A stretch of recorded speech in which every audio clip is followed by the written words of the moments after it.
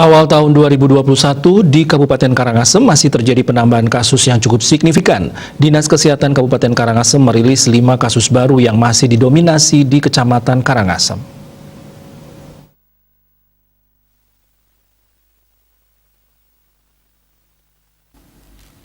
Lima kasus baru ini masing-masing berasal dari Desa Budakeling, Kelurahan Subagan, Desa Tumbu, Pertama, dan Duda Timur.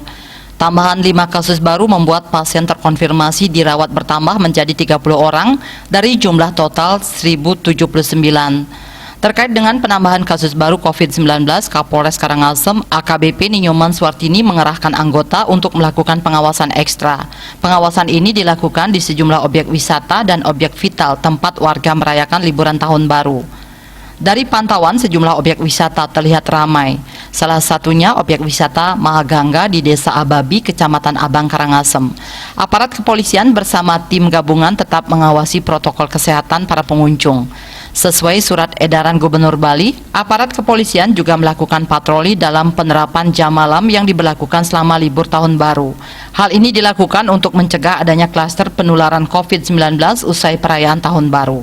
Yunda Denpos melaporkan.